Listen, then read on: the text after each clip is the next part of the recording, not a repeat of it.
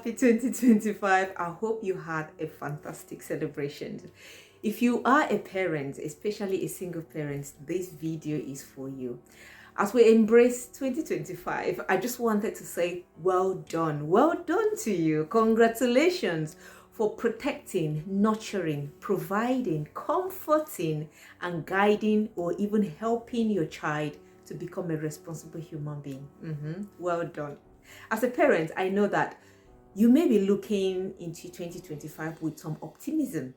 I know those lists that you want to achieve, the goal, I want to achieve this, but I know you also may be feeling some level of worry. You may be wondering how you would cope. You may be feeling depleted. You may even be lacking energy and confidence.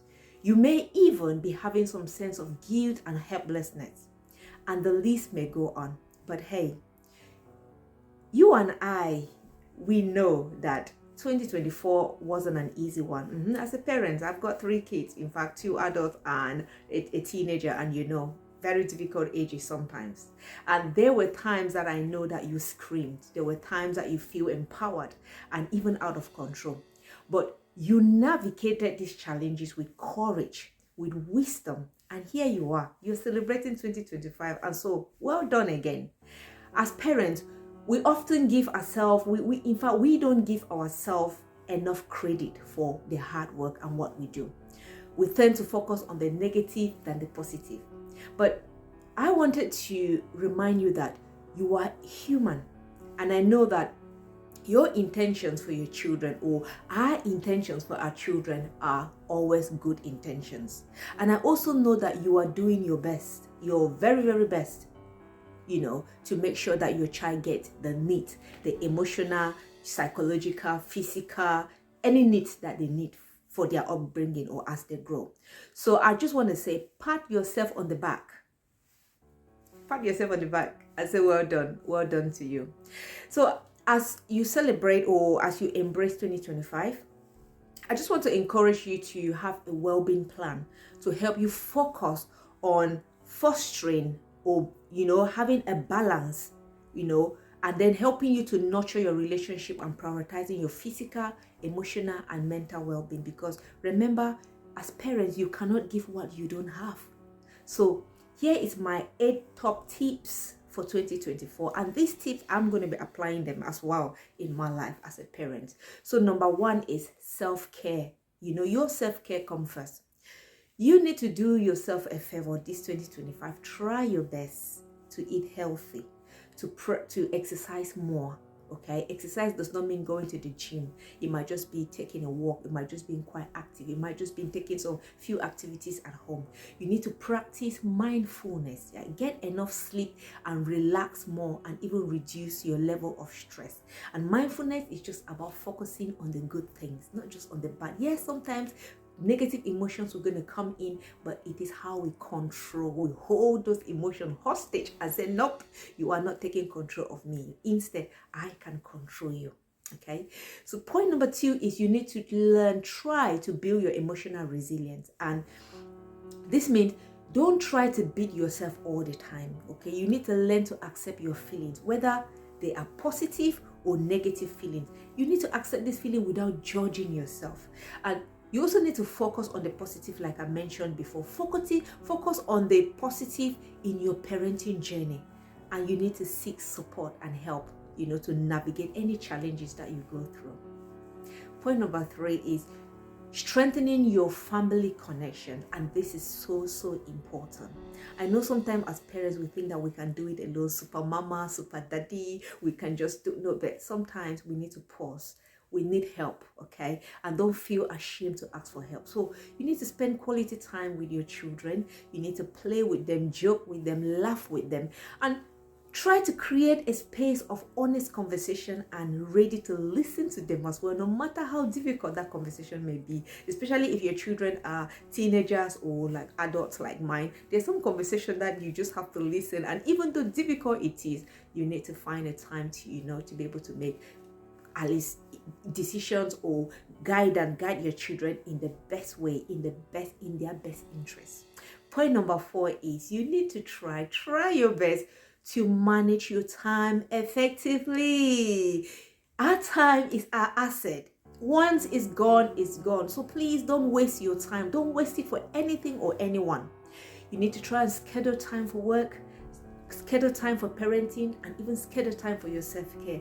You need to learn to say, you know, one thing I have learned is to say no. Say no to excessive or maybe excessive commitment. And you don't need to, it's not a must that you need to accept responsibility, every responsibility. People should not be dumping things on you. There are times that no is an answer. Okay, so you need to take responsibility with your partner, or maybe share responsibility with if you've got maybe the other partner with you. Try to share some responsibility with them. Don't carry it on your shoulders alone, and don't be silent. Sometimes we don't want to ask for help, and we'll be surprised that the other person may just be ready to help us. They're just waiting for us to ask. So please learn to ask for help. Don't bear the burden alone. Okay, point number 5. Encourage independence in your children. I know this one can be a little bit difficult as parents. You know, when we've always guard our children, we don't want them to take on some type of risks. We don't want to let them, grow. We don't want to let them to involve in activities by themselves. But hey, let us encourage our children to have independence. Give them age-appropriate tasks. Okay, it doesn't matter the age they are, especially if they are tiny babies, but no, when they are maybe say 5 years and above, try giving them little tasks, because in that way you kind of start teaching them to take some certain responsibilities. Allow them to make mistakes and learn from them. Very big one. I learned this one the hard way. We need to allow our children. Don't always protect them when they want to fall. We catch them when they want to do this. We say, no, don't do that. Sometimes we just need to let them make the mistake. And then we will ask them, all right, what have you learned from that mistake? That is how they learn. These are lifelong lessons that they learn as they grow. So encourage them to engage in activities that align with their interest. Okay? And help them. Sometimes you also need to celebrate their achievement. Clap for them. You should be their number one cheerleader. When they come and tell you, oh, mom, I did this today. Well done. Celebrate. Yeah, celebrate. Let's pop some drink. Let's pop some non-alcoholic champagne to celebrate your progress. So yes, we got to do that. Yeah. So point number 6, nurture personal growth. Keep learning new ideas to make you better parents. So socialize with other parents and then reflect on what is working and what is not working. And also celebrate your progress, because sometimes we forget our progress, what we've done. We keep I didn't do. No, celebrate your micro wins, no matter how tiny it is. Give yourself a gift.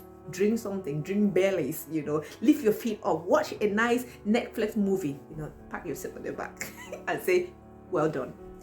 Number 7, create a positive home environment for your children. Yes, keep your house clean.